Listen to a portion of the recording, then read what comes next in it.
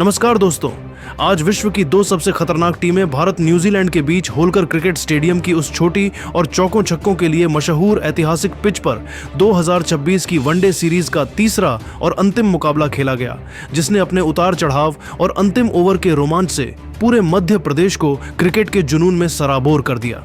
इंदौर के Holkar cricket stadium की उस छोटी बाउंड्री और सपाट पिच पर भारत और न्यूजीलैंड के बीच सीरीज का तीसरा और निर्णायक वनडे मुकाबला एक ऐतिहासिक रणों की सुनामी का गवाह बना, जहां न्यूजीलैंड की टीम ने टॉस हारकर पहले बल्लेबाजी के लिए आमंत्रित किए जाने के बाद भारतीय गेंदबाजों की लाइन लेंथ को पूरी तरह से तहस नहस कर दिया।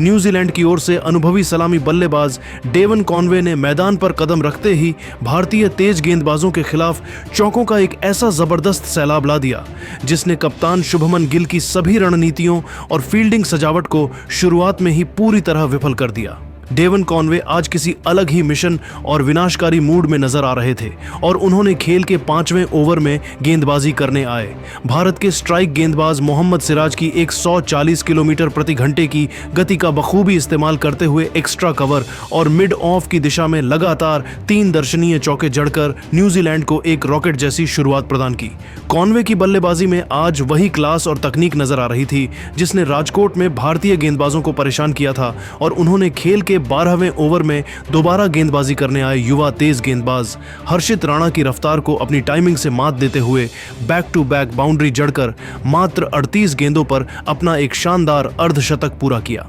अर्धशतक पूरा करने के बाद कॉनवे और भी अधिक आक्रामक हो गए और उन्होंने भारतीय स्पिनरों कुलदीप यादव और रविंद्र जडेजा की फिरकी को पूरी तरह नाकाम करते हुए रिवर्स स्वीप और स्विच हिट जैसे आधुनिक शॉट्स के जरिए बाउंड्री बटोरियों, जिससे न्यूजीलैंड का स्कोर बोर्ड किसी बुलेट ट्रेन की गति से आगे बढ़ा, लेकिन वह अपनी इस आतिशी पारी को एक यादगार शतक में तब्दील करने से मात्र 1 रन के मामूली अंतर से चूक गए,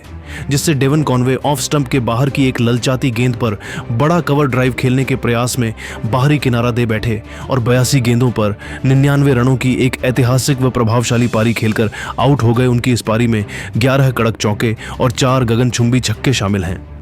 डेवन कॉनवे के साथ दूसरे छोर पर मौजूद सलामी बल्लेबाज विल यंग ने भी आज इंदौर की परिस्थितियों का भरपूर फायदा उठाते हुए भारतीय गेंदबाजों की नाक में दम कर रखा था और उन्होंने किसी भी गेंदबाज को जमने का मौका नहीं दिया। विल यंग ने विशेष रूप से तेज गेंदबाज प्रसिद्ध कृष्णा को अपना निशाना बनाया और खेल के 18वें ओवर में गेंदबाजी करने आए। प्रसिद्ध की शॉर्ट पिच गेंदों को अपने पसंदीदा पुल शॉट के जरिए सीमा रेखा के बाहर भेजकर पूरे स्टेडियम में सन्नाटा पसर दिया, जिससे भारतीय गेंदबाजी आक्रमण पूरी तरह दिशाहीन नजर आने लगा। विल यंग आज भारतीय स्पिनरों के खिलाफ भी बहुत सहज नजर आ रहे थे और उन्होंने खेल के 22वें ओवर में दोबारा गेंदबाजी करने आए जादुई चाइनामैन कुलदीप यादव के खिलाफ कदमों का इस्तेमाल करके लॉन गॉन के ऊपर से एक विशाल गगनचुंबी छक्का जड़कर दर्शकों के शोर के बीच अपना एक और शानदार अर्धशतक पूरा किया। पर वह भी अपनी इस ठोस और मजबूत शुरुआत को एक बहुत बड़ी पारी का रूप देने में विफल रहे, जिससे विल यंग कुलदीप की एक टर्न होती गेंद पर स्वीप शॉट खेलने के प्रयास में पूरी तरह चकमा खा गए और 65 गेंदों पर 72 रनों की एक जुझारू पारी खेलकर आउट हो गए। उनकी इस पारी में 8 शानदार चौके और 2 गगनचुंबी छक्के शामिल हैं। इन दोनों सलामी बल्लेबाजों ने मिलकर न्यूजीलैंड के लिए एक ऐसी अभेद्य और हिमालय जैसी मजबूत नींव रख दी थी, जिसने आने वाले बल्लेबाजों डेरिल मिचेल और ग्लेन फिलिप्स के लिए भारतीय आक्रमण पर प्रलयकारी हवाई हमले करने का रास्ता पूरी तरह साफ कर दिया था और न्यूजीलैंड को 392 रनों के उस पहाड़ जैसे विशाल स्कोर की ओर बहुत मजबूती से अग्रसर कर दिया था।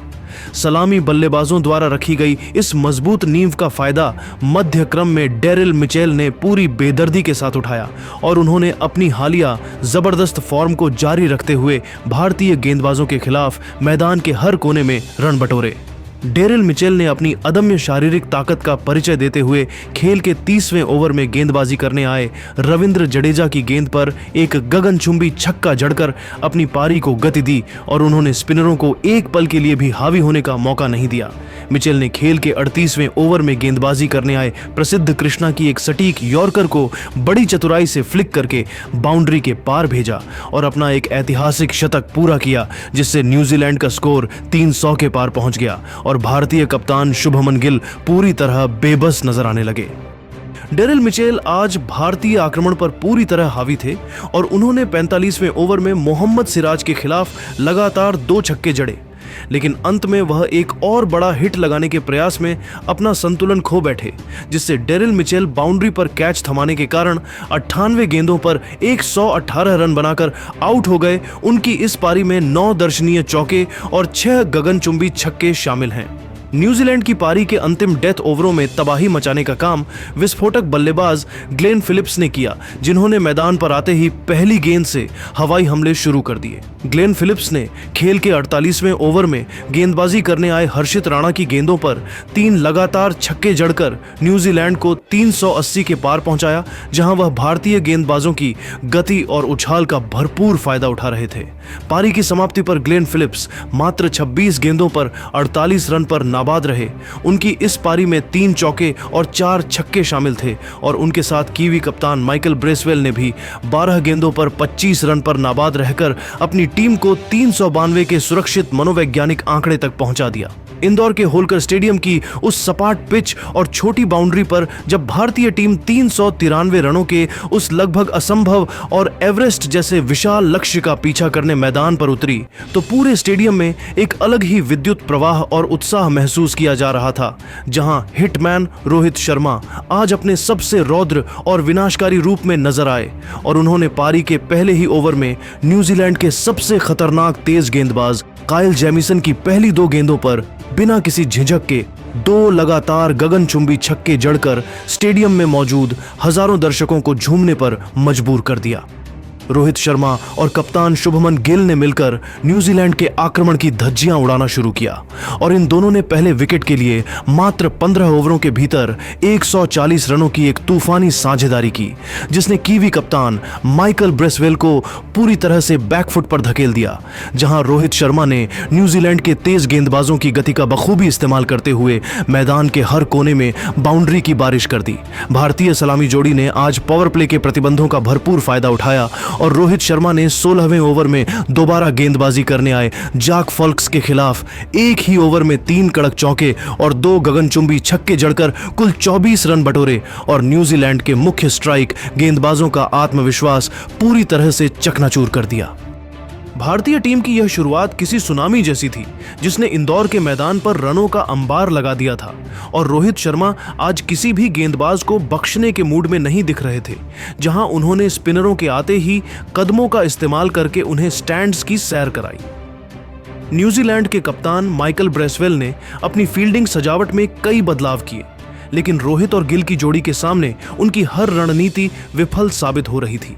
क्योंकि दोनों बल्लेबाजों के बीच गजब का तालमेल नजर आ रहा था। इसी बीच युवा कप्तान शुभमन गिल अपनी इस शानदार और ठोस शुरुआत को एक बहुत बड़ी शतकीय पारी में तब्दील करने से चूक गए, जिससे शुभमन गिल ऑफ स्टंप के काफी बाहर की एक ललचाती गेंद पर एक और बड़ा हवाई शॉट खेलने के प्रयास में गेंद की लंबाई को सही से जज नहीं कर सके और बाउंड्री लाइन पर तैनात फील्डर को एक आसान कैच थमाने के कारण 45 गेंदों पर 52 रनों की एक प्रभावशाली पारी खेलकर आउट हो गए। उनकी इस आतिशी पारी में 6 शानदार चौके और 2 गगनचुंबी छक्के शामिल थे।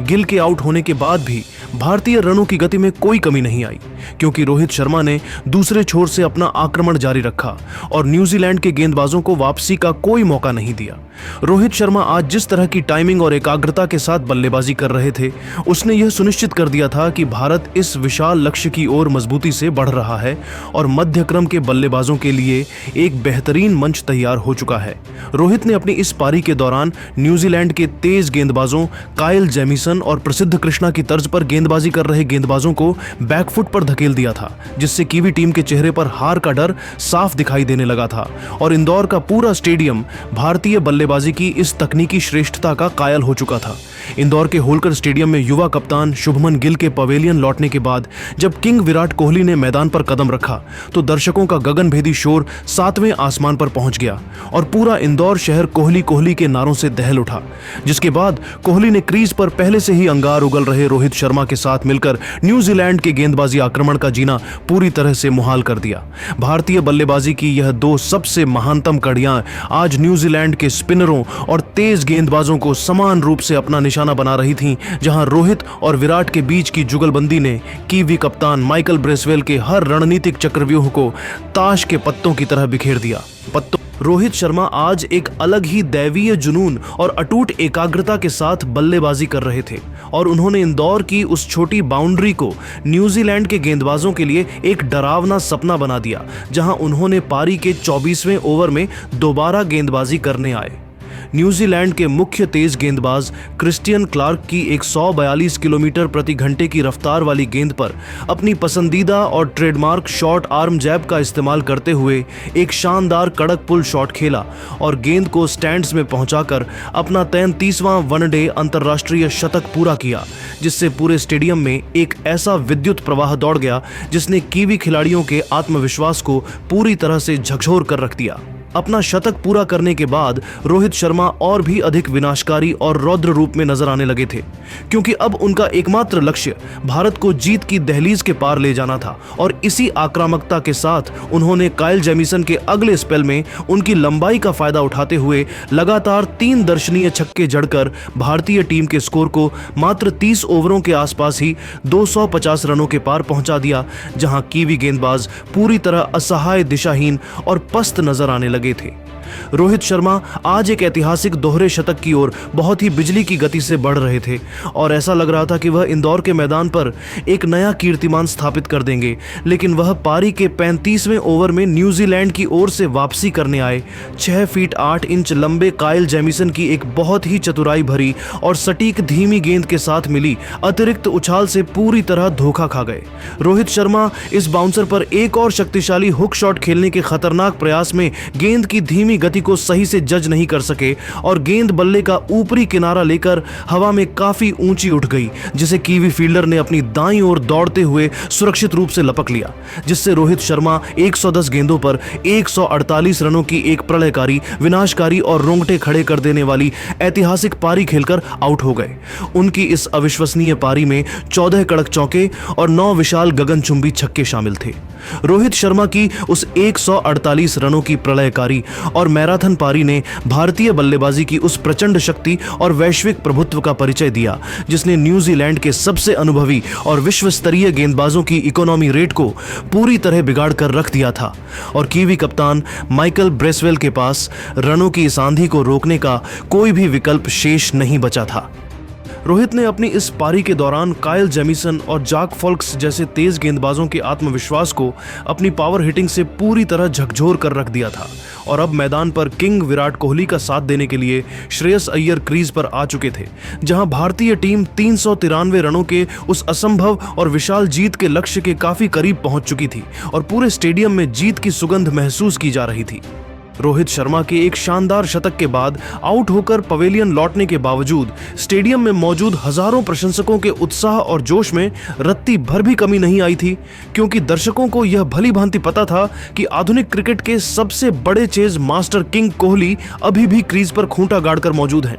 विराट कोहली का क्रीज पर होना ही न्यूजीलैंड के गेंदबाजों के लिए किसी मानसिक दबाव से कम नहीं था और वह इस 393 रनों के पहाड़ जैसे लक्ष्य को मुमकिन बनाने के लिए न्यूजीलैंड के स्पिनरों और तेज गेंदबाजों पर अपना निरंतर प्रहार जारी रखने के लिए पूरी तरह तैयार नजर आ रहे थे, जिससे भारतीय खेमे में एक अत्यंत मजबूत विश्वास और सकारात्मकता की लहर दौड़ रही थी।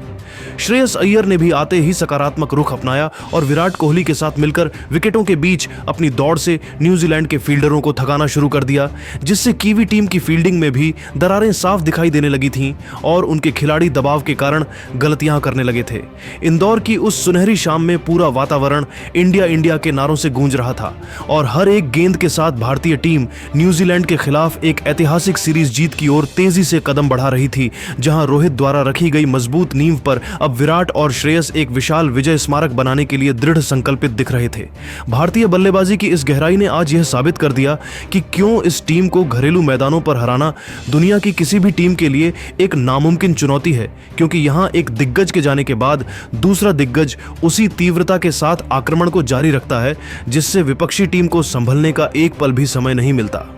न्यूजीलैंड के गेंदबाज अब केवल अपनी लंबाई और गति में बदलाव करके बचने का प्रयास कर रहे थे, लेकिन विराट कोहली की जादुई कलाइयों और श्रेयस अय्यर के आक्रामक फुटवर्क ने उन्हें पूरी तरह से बेबस कर दिया था और मैच अब धीरे धीरे न्यूजीलैंड के हाथों से रेत की तरह फिसलता जा रहा था। इंदौर के होलकर स्टेडियम में जब हिटमैन रोहित शर्मा की 148 रनों की उस प्रलयकारी और विनाशकारी पारी का अंत हुआ तो पूरे मैदान की जिम्मेदारी किंग विराट कोहली ने अपने अनुभवी और मजबूत कंधों पर ले ली और उन्होंने न्यूजीलैंड के स्पिनरों माइकल ब्रेसवेल और जैडन लेनॉक्स के खिलाफ अपनी जादुई क्लास दिखाते हुए मैदान के हर कोने में रनों का एक ऐसा विशाल अंबार लगा दिया जिसे देख कीवी कप्तान पूरी तरह हताश और बेबस नजर आने लगे। भारतीय बल्लेबाजी की यह गहराई और श्रेष्ठता इंदौर की इस सपाट पिच पर न्यूजीलैंड के लिए किसी भयानक दुःस्वप्न जैसी साबित हो रही थी, जहां विराट कोहली ने पारी के 42वें ओवर में दोबारा गेंदबाजी करने आए न्यूजीलैंड के कप्तान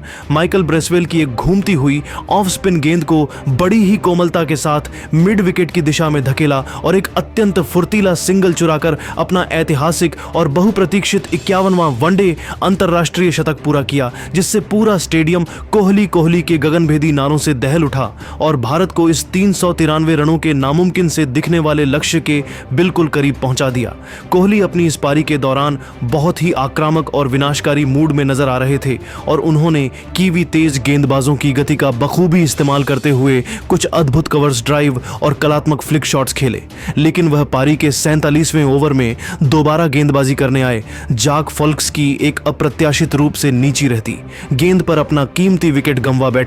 जिससे विराट कोहली सीधा प्रहार करने के चक्कर में गेंद की लाइन और उछाल से पूरी तरह मात खा गए और 94 गेंदों पर 112 रनों की एक महान व प्रेरक पारी खेलकर आउट हो गए। उनकी इस ऐतिहासिक पारी में 11 शानदार चौके और 2 गगनचुंबी छक्के शामिल थे, जिसने भारतीय प्रशंसकों को मंत्रमुग्ध कर दिया। विराट कोहली के इस महत्वपूर्ण और बड़े विकेट के गिरने के बाद यह हाई स्कोरिंग मुकाबला एक अत्यंत रोमांचक और नाजुक मोड़ पर पहुंच गया था, जहां भारतीय टीम को जीत की दहलीज पार करने के लिए अंतिम 12 गेंदों पर 28 रनों की एक बेहद कठिन दरकार थी और इंदौर के हजारों दर्शकों की सांसें पूरी तरह अटक गई थीं। ऐसे भारी दबाव भरे समय में श्रेयस अय्यर ने बल्लेबाजी की कमान पूरी निडरता के साथ संभाली और उन्होंने न्यूजीलैंड के डेथ ओवरों के विशेषज्ञों के खिलाफ एक प्रलयकारी जवाबी हमला बोलते हुए 49वें ओवर में गेंदबाजी करने आए। तेज गेंदबाज क्रिस्टियन क्लार्क के खिलाफ अपनी प्रचंड शक्ति का प्रदर्शन किया और 3 लगातार गगनचुंबी छक्के जड़कर न्यूजीलैंड के खेमे में गहरा सन्नाटा पसरा दिया और मैच का पासा पूरी तरह से भारत के पक्ष में पलट दिया। श्रेयस अय्यर आज किसी भी प्रकार के दबाव को अपने ऊपर हावी नहीं होने दे रहे थे और उन्होंने न्यूजीलैंड के फील्डिंग चक्रव्यूह को अपनी पावर हिटिंग और टाइमिंग से पूरी तरह से तहस नहस कर दिया, जिससे कीवी गेंदबाज मैच के अंतिम क्षणों में पूरी तरह दिशाहीन और पस्त नजर आने लगे। भारतीय टीम ने इस सांसें रोक देने वाले और रोंगटे खड़े कर देने वाले रनचेज को 49.5 ओवरों के खेल में मात्र 4 विकेट के नुकसान पर 393 रन बनाकर अपने आधिकारिक नाम कर लिया और न्यूजीलैंड के खिलाफ इस वनडे सीरीज को 2-1 से जीतकर चमचमाती ट्रॉफी पर अपना कब्जा जमाया, जहां श्रेयस अय्यर 26 गेंदों पर 45 रनों की एक अत्यंत महत्वपूर्ण और आतिशी पारी खेलकर नाबाद लौटे और उनके साथ अनुभवी केएल राहुल भी 6 गेंदों पर 10 रनों की एक छोटी व उपयोगी पारी खेलकर नाबाद पवेलियन वापस आए। रोहित शर्मा को उनकी 148 रनों की उस अविश्वसनीय और विनाशकारी पारी के लिए मैन ऑफ द मैच के प्रतिष्ठित पुरस्कार से नवाजा गया, जबकि किंग विराट कोहली को पूरी सीरीज के दौरान उनके अद्भुत निरंतर प्रदर्शन और 2 विशाल शतकों के लिए प्लेयर ऑफ द सीरीज के गौरव से सम्मानित किया गया। इस तरह इंदौर के ऐतिहासिक मैदान पर टीम इंडिया ने 393 रनों के एक लगभग नामुमकिन लक्ष्य को अपनी तकनीकी श्रेष्ठता और अटूट हौसले से मुमकिन कर पूरी दुनिया के सामने अपनी बादशाहत को एक बार फिर साबित किया और करोड़ों भारतीय समर्थकों को जश्न मनाने का एक ऐतिहासिक मौका दिया।